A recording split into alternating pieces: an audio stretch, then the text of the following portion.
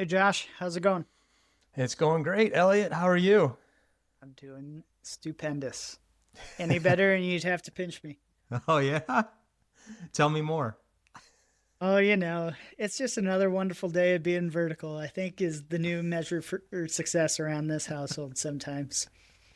Better than being 6 feet under, I guess. It certainly is that. Yeah. No, all things are good. So, the topic today, I think, is one near and dear to both of our hearts, is talking about you moving from full-time employment to retiring early. The great So, transition. yes, the great transition. And I think is a topic that really we know through our hundreds, if not thousands of hours of consumption of media is probably one of the lesser known topics and less discussed topics, certainly. There's a wealth of information out there on accumulation and pinching pennies and how to even spend our money better, but not too much on the great transition into retirement. So with that, I'll kick it to you on maybe a little bit of a walkthrough to remind everybody on your story and how you came to be where you are today. Yeah, thanks. I think that there's probably a subset of our community that is continuously marching towards financial independence and has the thought of early retirement on their mind at some place on the horizon, but they may not know what their life is going to look like whenever they reach that point. I've told this story before, but I remember there was a guy in our local group who asked a question one time to the presenter on one of our case studies. And he said something like, I'm a couple years out and I have no idea what my life is going to look like on the other side. And I mean, it came from a point of like fear or concern. Like you could definitely tell in his voice, like, I don't know what I'm going to do. And it just really struck me as I was it was hard to believe that somebody would be that far along and really not know what their life was going to look like. And of course, you hear sometimes people that are pushing back on the fire community saying, well, what do you do? You must be bored. You don't have enough to occupy your time, and just from different remarks like that. So I think for me, just to kind of go back in time, I was in a career that I just kind of ended up in. It took me like 8 years or so to get through college because I was going part time, and finished once I was working for a company that was paying me tuition reimbursement. And I was never really too interested in the products that they produced or the jobs that I had. It was just a means to an end. I needed to make money, and this company was was a decent company. In fact, it was kind of digress just for a second, is that I never even knew the company at all until I applied for a job there. I had no idea what they did or who they were. I've never heard of them before. The only reason why I applied was because I had been working at a grocery store, and there was a guy who also worked at the grocery store for a very brief period. He was a little bit older. He worked for another company, and he had gotten laid off, and he came and worked for the grocery store for a while, and while he was looking for his next full-time gig. And he came back and said at one point, he said, yeah, I'm working for this company. And I was like, I've never even heard of them. And another one of my friends was there at the time, and he said, oh yeah, my parents used to work there. And he said, we should go apply. And that's kind of how it came to be. I was looking for full-time stable income with benefits, and I ended up working there for 25 years. So all along, never really was all that interested in what the company did. And I always had looked for other ways to, I guess, enjoy life, so to speak, because work wasn't my life. Work was just work. Yeah. And I think how important that is and how maybe countercultural that is in the United States, right? Is how many people maybe say that they work to live, but in reality, what their actions show time and time again is really that they're living to work. And I will certainly say that there It's funny. I think that's the first time that I've ever heard that story in totality of how you landed at your employer. I remember when I was in college and we had these career fairs, and a bunch of different employers would be at these career fairs, and they would, so being a studious person, I always tried to go hit the ones that, especially, I was keen on trying to get a job at. But also, I graduated in December of 2009, so at the tail end of the Great Recession. And in some ways, like, it wasn't that jobs were just flying off the shelves like they had been previously. And so I do remember times where I walked up to a booth, and a recruiter would ask me, "Oh, like, hey, what do you know about the company?" They're like, I know nothing about you guys. Like, and now, the benefit of hindsight and experience, if I was working as a recruiter, or even just, somebody from the company, and a potential recruit came up and said that to me, that resume is going in the trash. Like, almost, like, good, bad, or indifferent. I know that's how the game is played, but it's funny how different times have changed. But I mean, ultimately, I think the approach of which you've outlined is what so many people share. Is ultimately, I don't care what the product is at the end of the day. I Work is a means to an end, and that's how I've viewed my career as well. Yeah, that's certainly how I did. It was always just, this is what I need to do to have health insurance for my family, to be able to provide, put food on the table, just be the provider. That's how I viewed it. And it never was like, hey, I want to climb the ladder or anything like that, even though that did happen often while I wasn't necessarily trying. It's just opportunities presented themselves. And it was a good company to work for. Definitely don't want to disparage the company itself. It just wasn't a good fit for me. However, I was the kind of person that I just stuck with it. And it got to be to a point where I got into a role and then into a department that I excelled in. And it almost got too easy, that I could just essentially be on cruise control. And I think somewhere along the line, I don't know when the light bulb went off exactly, but I remember that there was a couple of points where I started to notice I don't necessarily need to do all the things and be that person that's just like out there in front of everybody. You know the kind of person I'm talking about, that always just wants to make sure that their voice is heard and always wants to volunteer for everything. I found that if I just spoke to my boss and said, "What's most important to you?" I would make that my priority.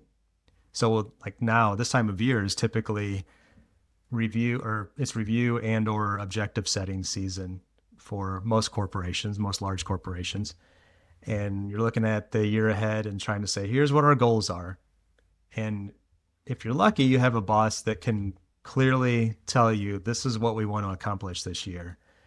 And if you use that as your roadmap and just play defense on like everything else, especially if you're a knowledge worker like you and I were, you can kind of just pick and choose what you want to focus on. So I learned that kind of early on.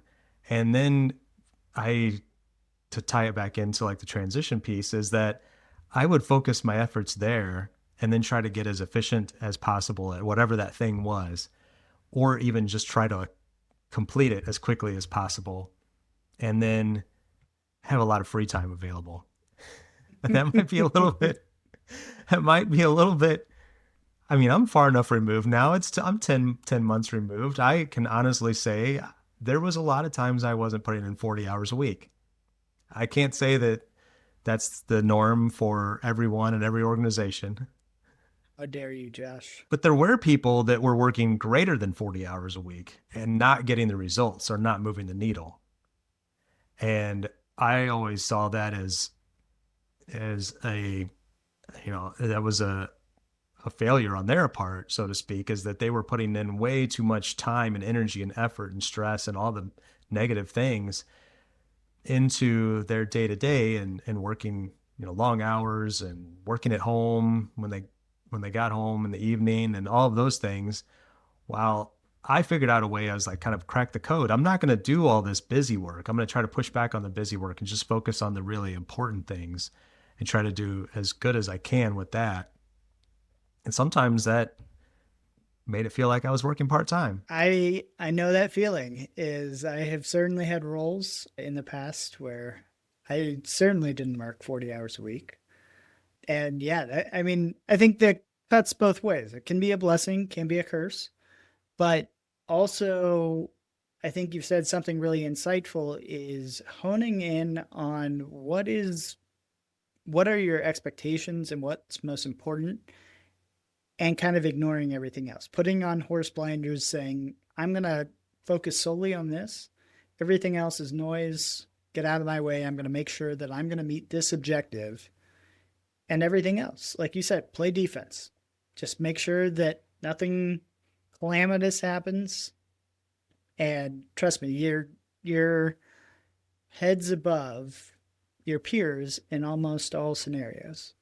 And I think your assessment of, let's say, that busybody that puts in those hard hours, or wants to, I, I certainly have been this person too that has, the come off mute at the end of a Zoom meeting to say thanks, and that's my contribution to the meeting. It's like, yeah, what a joke that is. But ultimately, if you are busy but you're not constructive with your time, then what are you doing? And I think there's a lot of value in knowing, are you actually being busy or are you being effective? And what you're kind of pinpointing. I had a lot of those Zoom meetings, or we had Microsoft Teams, and I would always use them as an opportunity to ask myself and sometimes other people, do I have to be here? Do I need to be here? In what way am I going to contribute? If I didn't get a clear answer, I declined. I would do that. I would ask ahead of time. When I saw something get added to my calendar, I was, especially as I got closer and closer, I got a lot more courage. But I would say within the last 4 to 5 years, I played a lot of defense with my time. And a lot of this I probably learned from listening to Cal Newport and reading his books and how he manages his time. And so I took a lot of that back to my job. And I also, as a manager, I encouraged people to do the same, because I felt like a lot of the stuff was busy work and non-value added. And it took away from your attention to be able to focus on like job function number one, whatever that thing was that I or my boss or my boss's boss said is the most important couple of things that we need to focus on this year to be able to move the needle. If you're just sitting around, half of your department is all in this meeting to discuss this thing about this issue with something for a customer, why can't there just be one representative? Why do 5 people need to be on that call to hear the same message, while most of them are probably flipping through their phone and not even really paying attention to the conversation anyway? Yeah, absolutely. I mean, between that, like, this could have been an email kind of meetings, the old fateful meeting without an agenda. I think the mantra at one of my companies that I worked for was no agenda, no attenda. So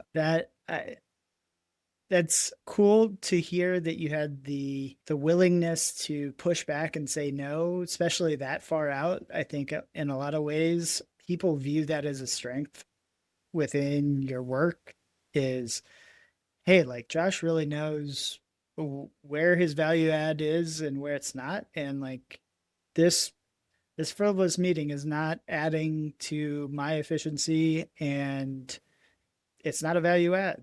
Like, I'm going to guard my time, and people are going to view that as a pro for having that level of understanding. And generally you get promoted even more, the probably the more that you say no.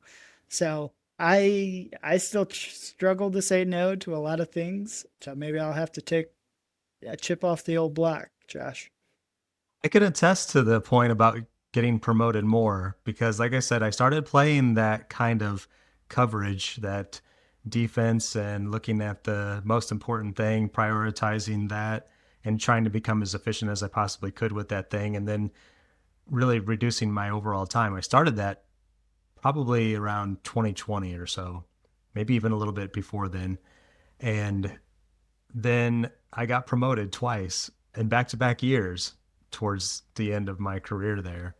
And neither of them were, I did not seek them. I did not apply for them. I did not choose them. They were like, hey, do you want to take on more responsibility? We're going to give you this extra money. And I'm like, You want some more sure. money, Josh? And I will tell you on for one of them, the first one, I was at a point, Elliot, I'm not kidding here. So kind of again, trying to tie this back into our main topic of transition was that I was at a point where my job was getting to be so easy that I felt like I wasn't even needed anymore. Like I had direct reports, they were all doing great. The productivity level, the things that we needed to accomplish were getting done. And it was essentially on cruise control to the point where, and I'm not afraid to say it, I was doing some of my side stuff during the workday where we've talked about, I have a handful of rental properties. There were occasions where I would be meeting up with handyman or a contractor, or even sometimes, for the second half of the day, I'm taking my laptop with me. It's set up over in the corner here in case somebody needs to ping me, and I'm painting a wall or whatever needs to be done. I also was building furniture. I remember setting up my laptop in the garage. I'm out there doing my woodworking stuff. The laptop's over there. If somebody needs to call me or ping me, I can easily answer it and run inside and look like I'm sitting at my home office. I'm There not you go. necessarily I'm not necessarily advocating for this. I'm just saying I was able to get it to work for me because I think I had at least enough of a I guess there was enough confidence in me that I was able to get the work done and my teams were doing the same. Right. And I think at the end of the day, what so many companies really aspire to be is really a meritocracy, right? Is you should be measured upon the work that you are outputting. And so when I've had people that have reported to me, I don't care if you work 2 hours or 200 hours. If you're getting your task done that I assign you and like do not care like how you are spending your time, that is up to you. Like I measure it in output. I know that I've been in situations where that list can also be never ending. And so, hey, if you get one done super fast, then another one's right behind it. Well, that presents its own problem. But yeah, you know, it is it's important to understand how you are evaluated and measured. But anyway, all of this was quite a diatribe away from, I think, where we were intending this conversation to go. But if you want to excel at your full time employment, I think we've given you a couple of nuggets in the last few minutes here.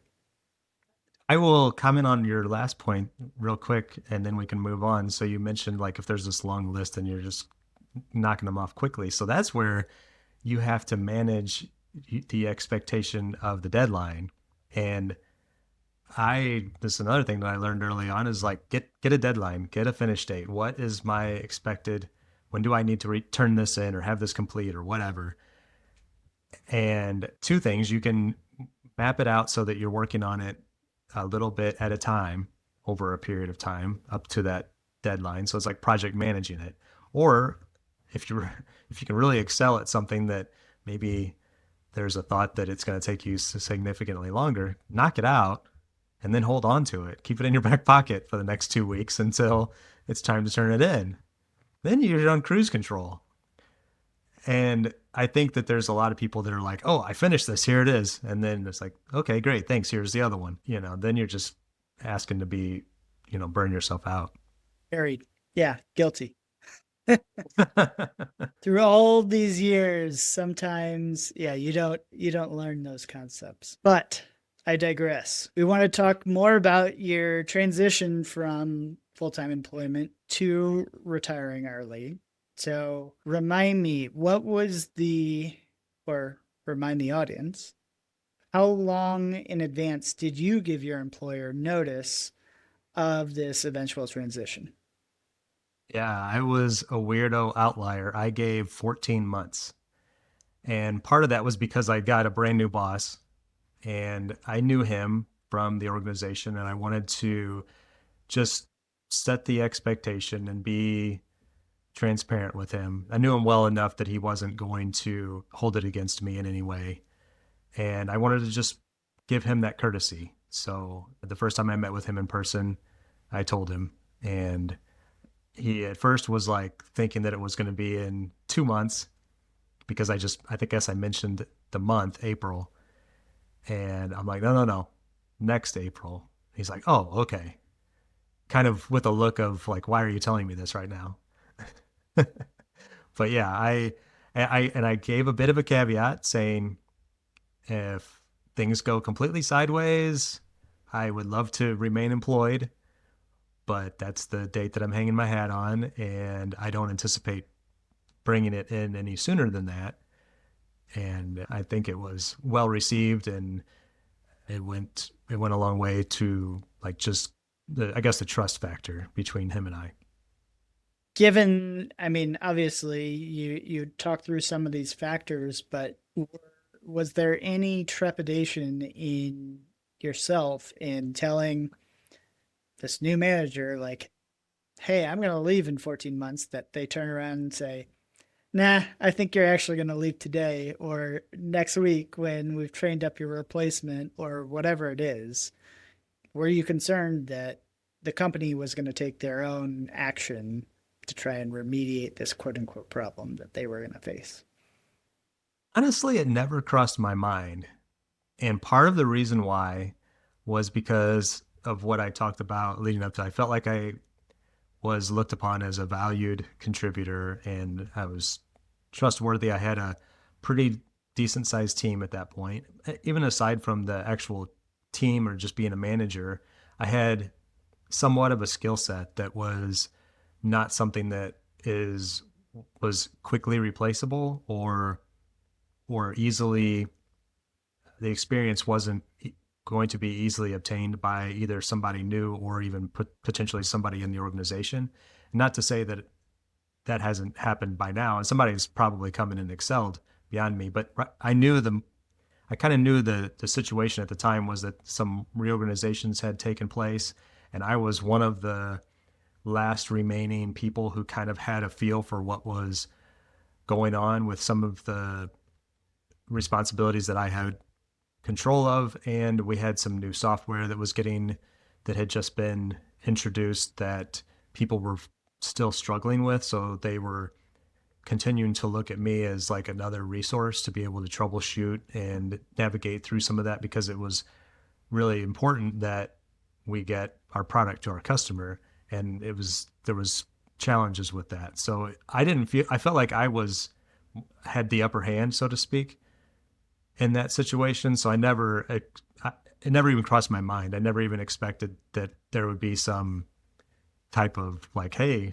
we're gonna let you go right now if you're planning to leave. They were more than appreciative that I gave that notice, and yeah, they definitely did not look at it as an opportunity to reduce headcount or anything like that.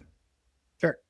Yeah. And, only, I guess one of the reasons that I bring this up is unfortunately I had kind of the inverse situation happen. And it wasn't because I think any ill will or anything like that. It was the fact that I was in a sensitive role. I was the head of cybersecurity for the firm that I was working for at the time, and I had access to passwords. If they got into the wrong hands, or was a big deal. And So, given that fact, I was essentially shown the door the following day of giving my notice. Now, granted, I got paid out for the entire notice that I was going to give, which was a month. So, hey, call it a company paid mini retirement. You know, there are worse things in this world. So, but yeah, understanding, I think, in my own mind, having gone through an event like that in the past, and that was a company that I had worked for nearly 10 years, that, as I marched through my own steps towards early retirement, that has me a little gun shy of giving the company the benefit of the doubt. Yeah, it's certainly going to look different for everybody, and every employer is going to probably look at that and hold it with a different type of weighting system, whether it be, you're an individual contributor or and I think I did it to kind of back up just for a moment. I think I did it partly out of a selfish reason for me being able to say, if I put this out there, I'm going to stick to it because it was a way for me to avoid the one more year syndrome or just continuing to just kind of let the date float. I was pretty, I was very set on the date because the date was going to be my 25th anniversary with the company. So it just happened that it was on a Friday and like all the stars aligned. And I thought it was just a perfect spot to choose. It was after the bonus season and all those things.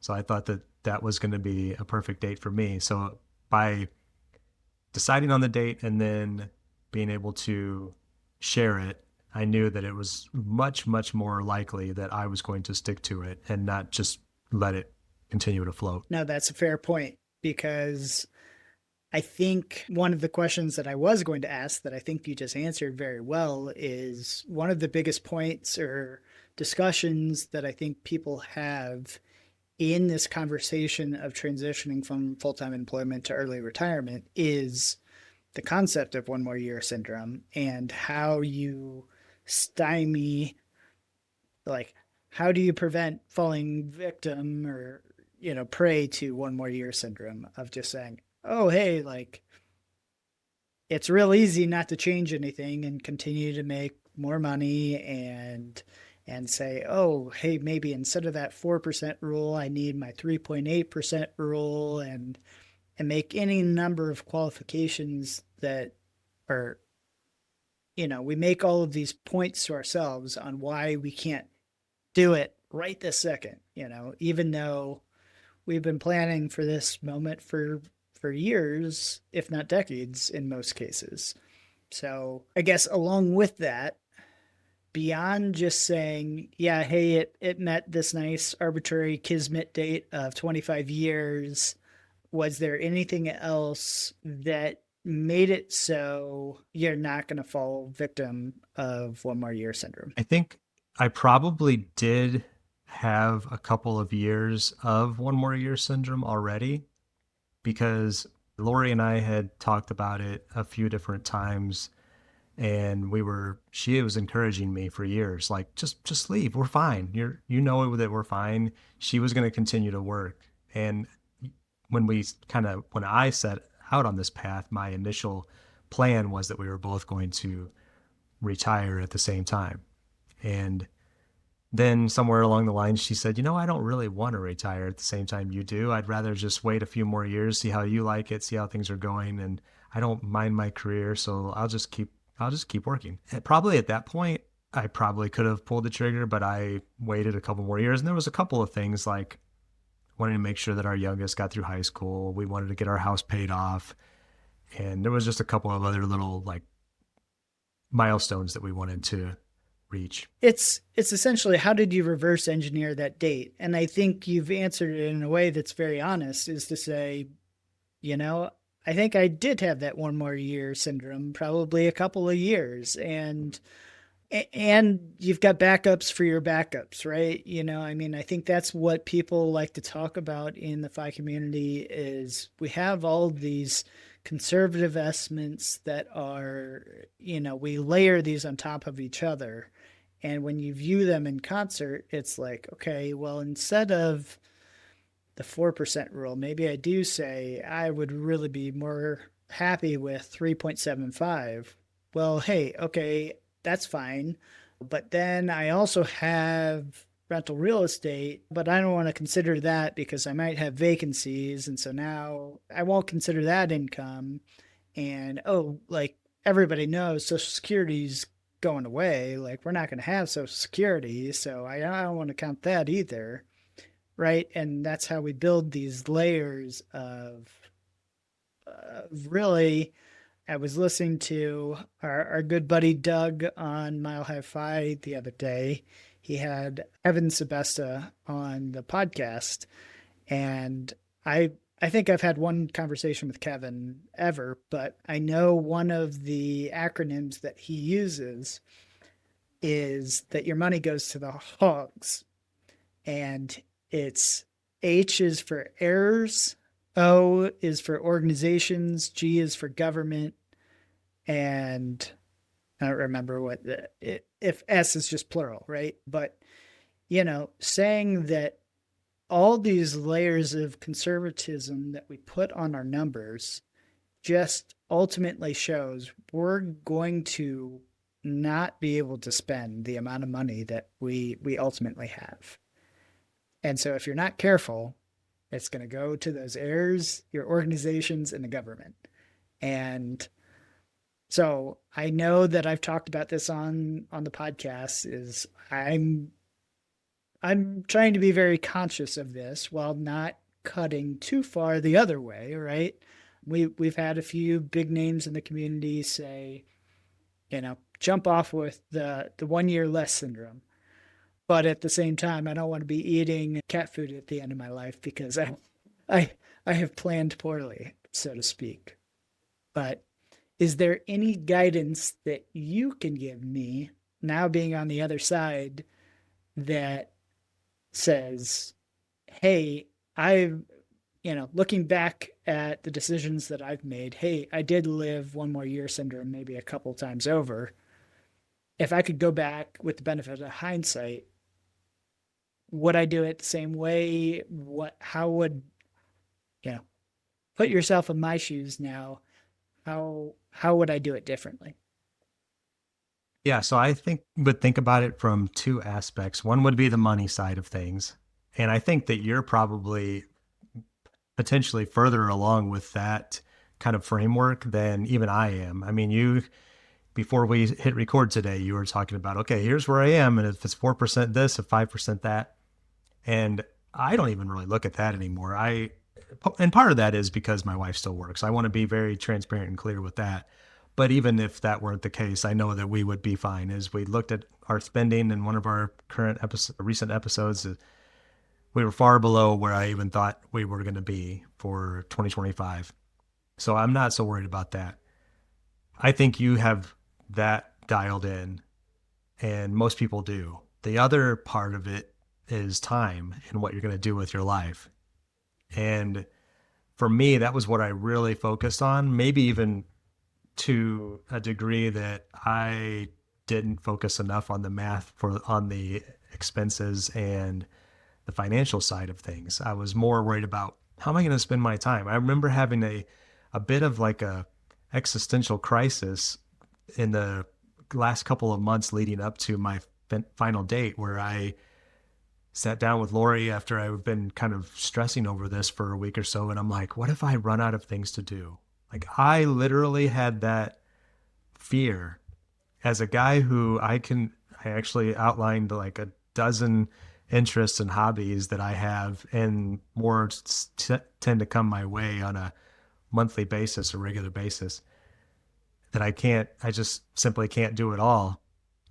But I really thought that was going to be the case. So we've talked in previous episodes how I made those lists, and kind of going back to my story of how I was able to start working quote unquote part-time as I was introducing a lot of those hobbies, and I was starting to try to feel out like, is this something that I really want to spend time doing? Is this how I think I'm going to spend my time? And I would start mapping that out. And then like our friend Carl, Mr. 1500 says, what do your weekends look like?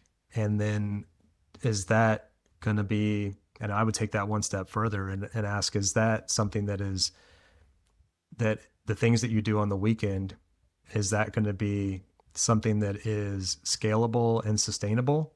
Meaning, if you're spending, let's say, all of your time on the weekends with kids, just as an example, is that something that you want to scale? Do you want to spend more time with your, like, do you really want to spend more time with your kids, like every day, all day, or when they're available, whatever?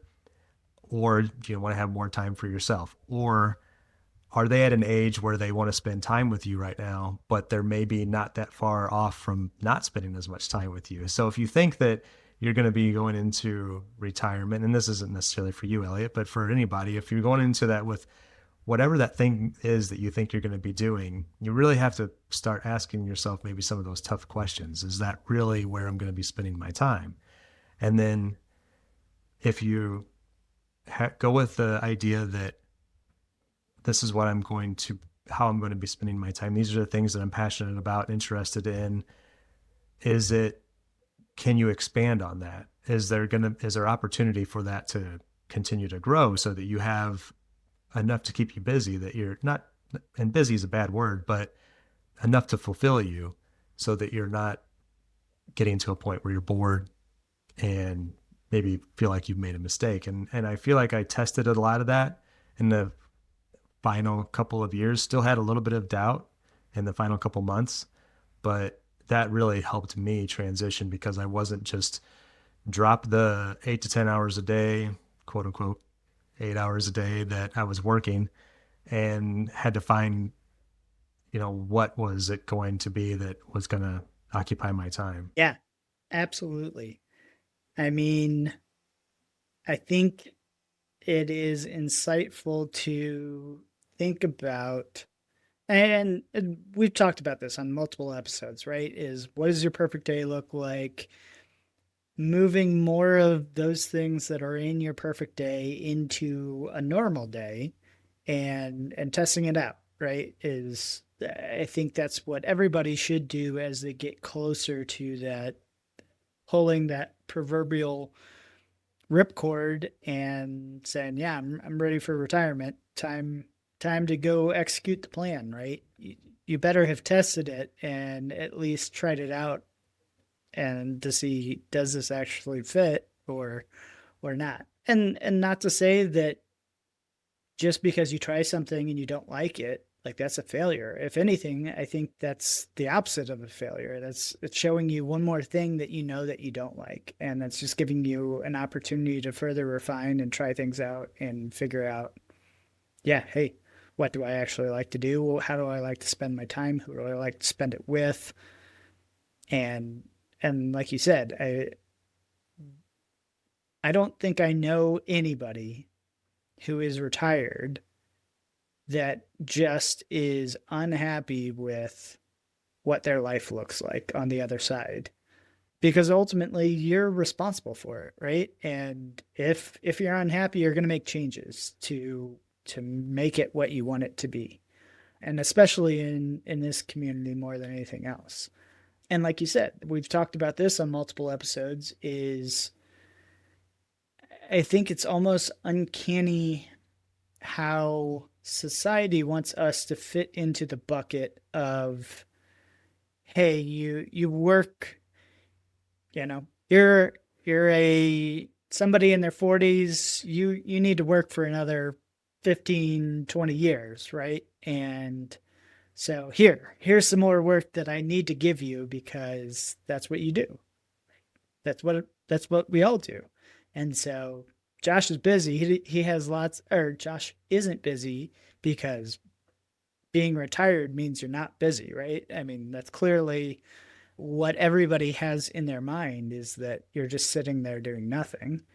And so I clearly need to project what my feelings of, hey, this person isn't busy, therefore I need to go give them tasks to do because that gives them meaning in their life.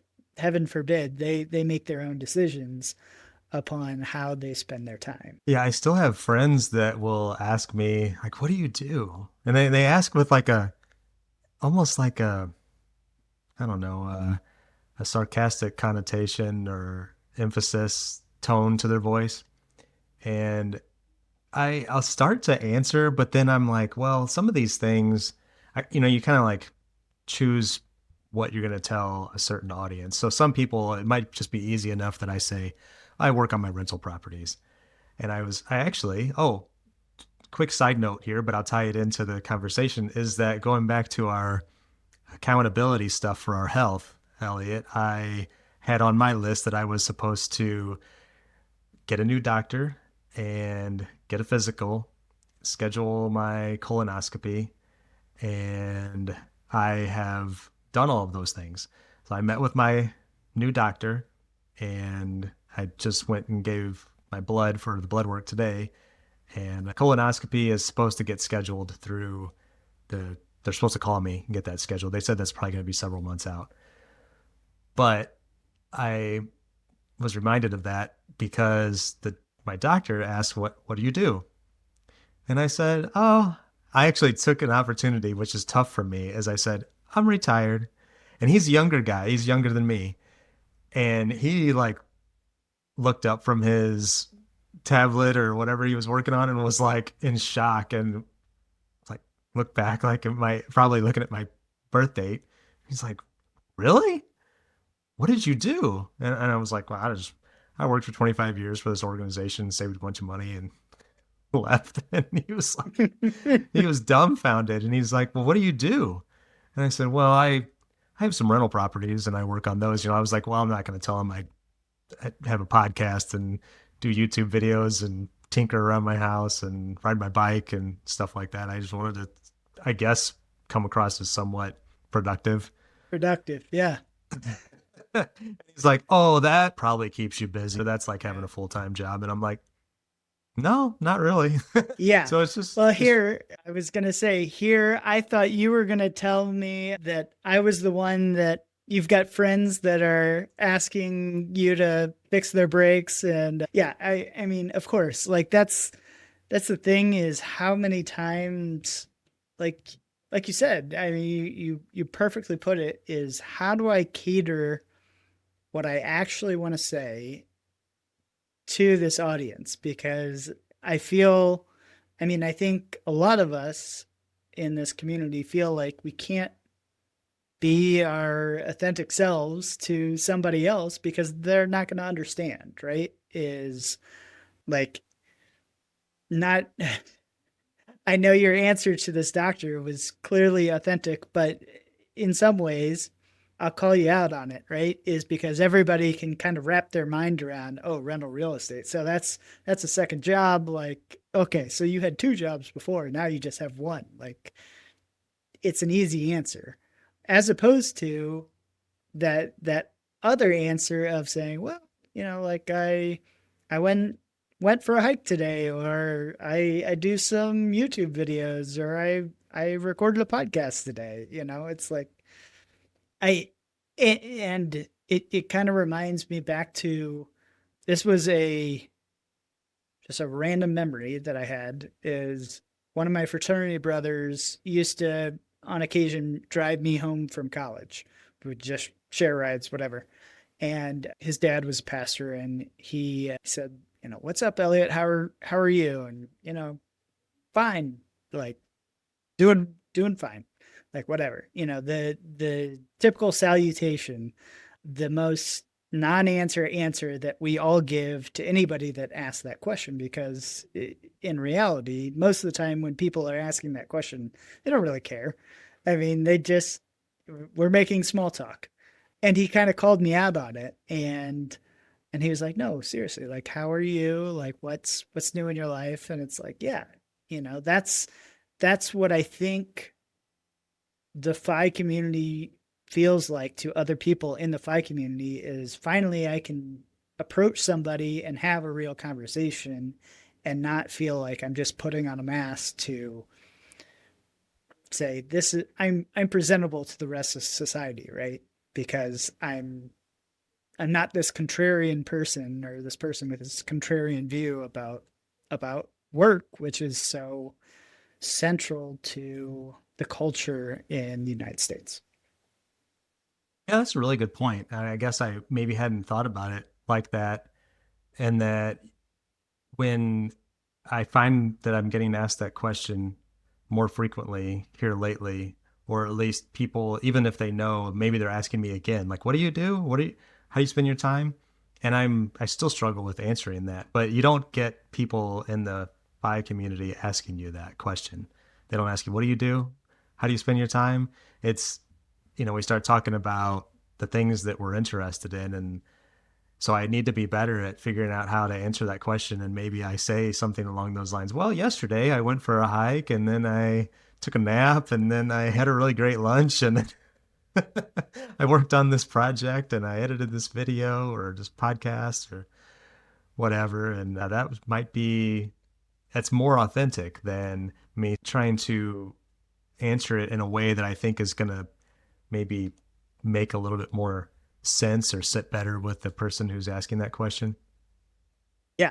No, I mean, I think that is a reason why things like economy or campfire have been as wildly popular, really, as they have been, is because it puts other people that want to have those deeper level conversations like all together, and you're able to have it near instantly. And like that's so weird because you just don't get that in our day-to-day lives in most cases unless you've gone out and sought out like this community in like a local choose fi chapter or something like that, where you have kind of those friends. And I will say, like, the people that I think I talk to most regularly now are people within the fi community. And I think like, certainly you know this and you're one of these people, is because by the time I work in an office, I go in very early in the day to avoid traffic, and I leave about midday because I don't want to fight traffic on my way home. Really, because I have the belief that what's most important to me at this time of my life is time with my kids. And so I like to be home so that I can walk my daughter, home from school. I think that's, to me, that's a very important thing that I'm doing right now. And so, but when I'm coming home, I have a 35, 40-minute commute where I'm just like, man, I can sit here and I can listen to another FI podcast, or I can listen to some music, or I can call Josh and see like what's Josh up to today. And I know, or my buddy Alan, what's he doing today? Douglas, he's in an opposite part of the world, or the country. What's he got going on? And so much of, I think as we get older, it's harder to maintain friendships and things of that nature because our lives get more complex. We have families, we have jobs that are at different times, like people prioritize different things, we grow apart, whatever. But this community has a way of kind of cutting through that, is because once again, all of a sudden you have availability, and so much of creating a friendship is just being available and having, a connection with somebody. So I don't know. Now it sounds Random like you're, diatribe, but yeah, it sounds like you're contradicting some of the points that we may have made a couple weeks ago in our most popular episode ever of now it's time to leave the fire community. yeah. Well, I get Brandon's points, right? Is and I found myself actually thinking on that exact topic last night, is how much of my time, and I'll allude to a couple of different things here, right? I've talked about how I haven't coded this way, but I'm going to say it here and you can cut it out if you want to. But this has kind of been the year of the F the billionaire status for Elliot. Has been, my family has cut out Amazon. I am no longer on any social medias except for, regrettably, LinkedIn. And honestly, that is short for this world as well. I'll call it out now. So I'm no longer on Facebook. The only social media I'm on is the newly branded Choose FI forums, whatever. really just so that I know when choose FI St. Louis local events are happening. I mean, overall, and I think we might have a short topic on this about why I'm doing what I'm choosing to do and how that experiment has been working out. But I mean, I think that overall, just this connection and community is what allows us to be what Brandon was saying. And I really do agree about is if you get so ingrained into just consumption of FI media, and I get that this is so contradictory as I'm talking on a FI podcast, right? And I am a spreadsheet nerd to the end of time. I am literally staring at my annual spreadsheet pulled up right now, not by anything but coincidence. But what Brandon's core point was is like money is just a tool. And everything that we are doing is to allow you to go live your life. And your life isn't about making money. Money is just a tool that's going to allow you to go do the things that you actually care about. So you shouldn't be so interested in a number in a spreadsheet, or whether it's the 4% number, the 3.8, the 5%, and having debates about this. It's immaterial and it's a waste of time, quite frankly. Is how can you go about living your best life, and instead of optimizing for money, let's start optimizing for happiness and figuring out how are you going to do that. Well said. It only took about 5 times to finally get there, but yes. I'll kind of wrap it up here as we're probably coming up on an hour. A couple of thoughts that I have going back to the topic of transitioning is that if there's anyone out there, if anyone's made it this far along and is still listening and they're thinking to themselves, boy, I don't know what I'm going to do when I have all this time available to me. One way to look at it is, how do you spend your free time? And then see if you can, like I mentioned earlier, scale that, and is it sustainable? The other would be, you mentioned something about social media. Look at that just for a reference. What do you like? What lights you up? What are you interested in? All these algorithms are keying in on what is likely going to be the most attention grabbing for you. So in my case, I only use YouTube. That's like the only thing that I consume. And the algorithm will serve me woodworking videos, car videos, just a lot of DIY content, house renovations, and things of that nature. And so that is continuing to tell me that's like something that I'm interested in. So that's where I spend my time. The other point that I wanted to make is, if anyone is saying, well, I think I'm going to be bored, or I don't know if I have enough to fill my time, and they're concerned about that transition, what I would say is that's probably just a script that you're telling yourself. And you need to like flip that script and say, I'm going to have so much time to be able to explore all kinds of things that I don't even know that I might be interested in today. And I think you've mentioned that in the past, where you're like, okay, well, I'm nearing the end here. I don't necessarily know how I'm going to be spending all of my time, but I'm going to figure it out. You're not in a position where you're like, I'm scared I'm going to be bored, because you start telling yourself that enough, you're probably going to be bored, and you're going to be one of those people that is starting to look for a job because you can't occupy your time otherwise. Yeah. No, I mean, you're exactly right. Is how much of that self-talk, I mean, is really whatever you believe is true, right?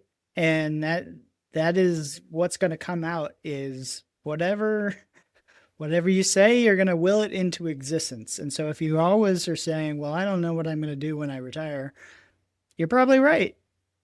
You're probably, if you think all you're going to do is sit around and watch Netflix all day and that's going to bore you, you're probably right. But if you view it as an exercise in, instead of thinking about what you are going to do, maybe think about, okay, if money were of no issue today, what would you do today? Don't think about how you have to spend your whole week. How would you spend the next hour of your day? How would you spend the next morning of your day? How would you spend the afternoon? How would you spend your evening? Like, start to reverse engineer that. And the same way that we talked about in the reverse obituary is kind of, it's exactly true here as well. Like, you can do, think of the end in mind. What do you want your life to look like? And reverse engineer it. Or you can say, hey, I don't know, but I'm gonna go try and find my next passion. Like, I've always said that I want to learn to be a cook. Well, go try and cook for an hour. Go, maybe you find out that you hate it. You love to eat, but you hate to cook. Okay, at least you've scratched a new thing off your list of saying, hey, I thought this was going to light me up. It does not. Great. You've learned something new. And you should always be happy when you've learned something new every single day. I think if Yep. you do that day in, day out, you will live a very happy life. Good point there, Elliot. That's probably a good place for us to wrap it up. Yes. Anyway, if you've stuck with us this far, thank you so much for following our meandering diatribes and our musings. But click the like, subscribe on the podcast player that you're listening to us on, or if you're one of the YouTubers, hopefully our smiling faces have at least amused you a little bit to give us a thumbs up today. So thanks again, and we'll see you on the next one. Thanks, Josh. Yeah.